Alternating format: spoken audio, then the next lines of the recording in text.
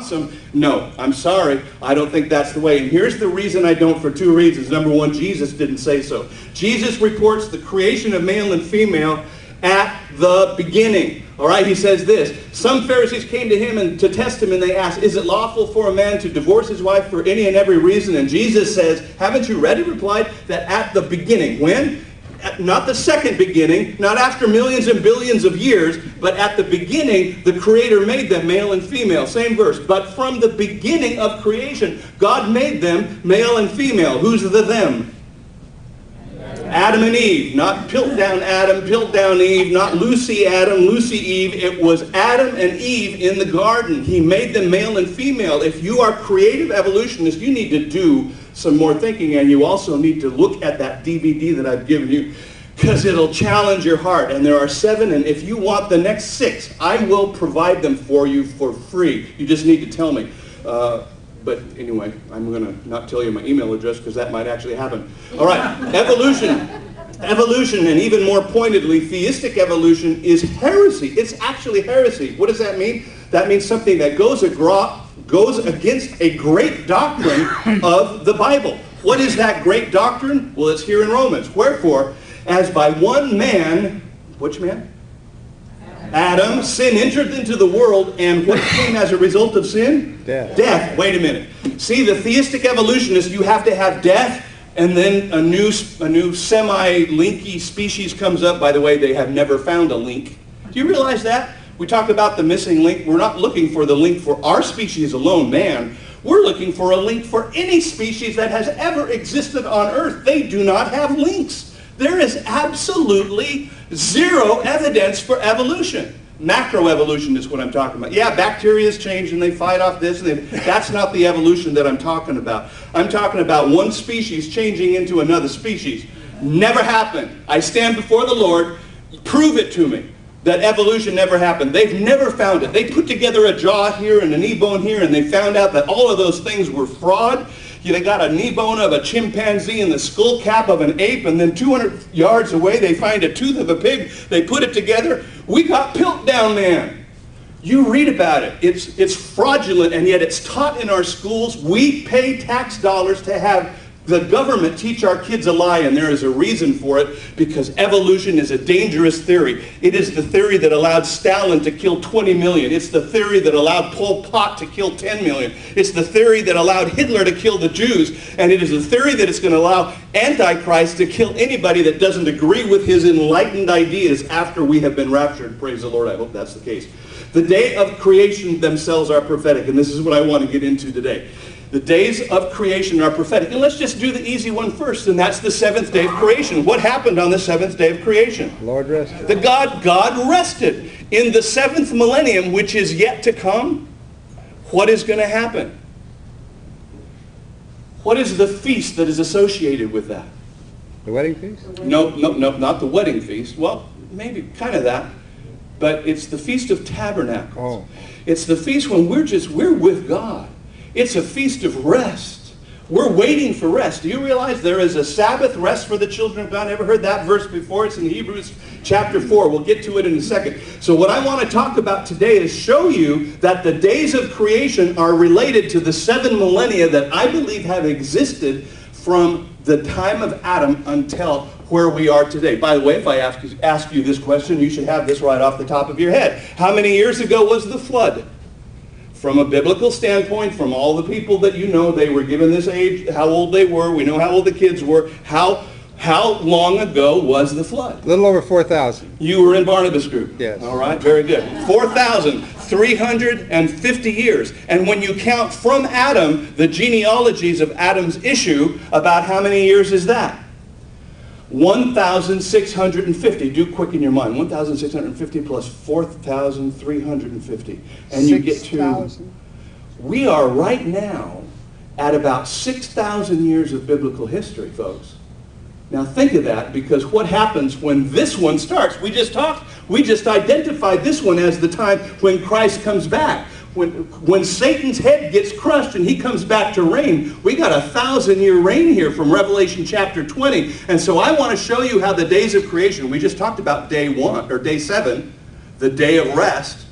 This represents the day of rest.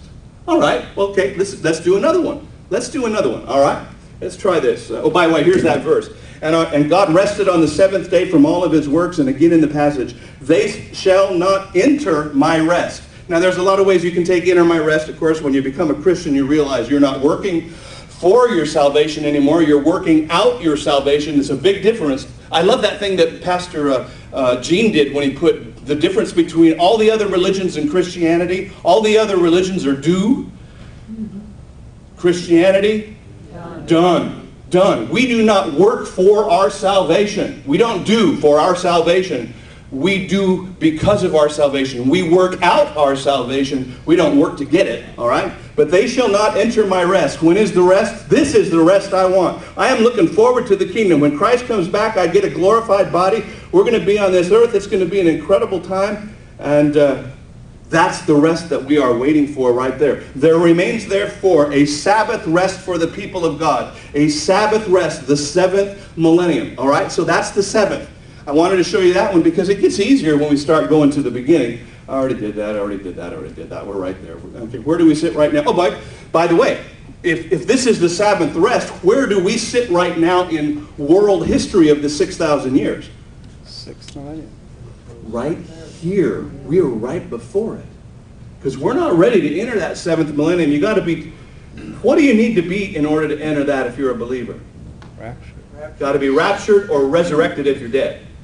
All right? You have to have a glorified body for this. That's the rest that we're after. But right now in world history, we are about right here. And some of you are thinking, oh, this is so ignorant. And that's what evolutionists tell us. If you teach your kids about creation, you're teaching ignorance. You are stifling their mind. You're being cruel to your kids. And there are places where they're trying to say, you can't homeschool anymore because this is what homeschoolers teach. Got to get into public education so we can teach them evolution, because evolution has some serious philosophical and political issues that we have been kept from. But if you want to watch these tapes, they're going to tell you all about it, and it's frightening. For 1,000 years are in thy sight like yesterday when it passes by, or as a watch in the night. So on the first day of creation, what was created? Get this right. Light was created. Light was created. And what did he call light? Good. Light was good. What did he call darkness? Night, I know, but okay, about this is a confusing question. He called light good, but he didn't call darkness anything. Implication being that darkness isn't good. So there's something about light that's good and darkness that's bad. So that happens on the first day of creation. Now, if we were going to identify one man in history who should be identified with the first millennium, and I'm just going to have to say, created light, I would show you the verses. I always think there's power in Scripture, but if I do that, then I can't get through it all. All right. Who would be considered our first, well, I've given you a good hint here. Who would be considered the first millennium man? Adam. Adam. Why? How many years of the first millennium did he live? 930, of course. All right. Now, what was created on the first day of creation? Light. And it was called good. But there was also darkness. What did Adam bring into the world? Sin. What is sin? It's darkness. He ate of the tree of good, light, and evil, darkness. Adam is the one that brought light and darkness into the world. Thank you very much, Adam. Appreciate that. All right, that's very good. But do you see how there's a connection? Do you see that? Adam is the one that brought light and darkness into the world, and on the first day of creation, God created light. Some of you are looking at me like, well, okay, but what does this have to do? Well, but remember, I'm talking prophecy.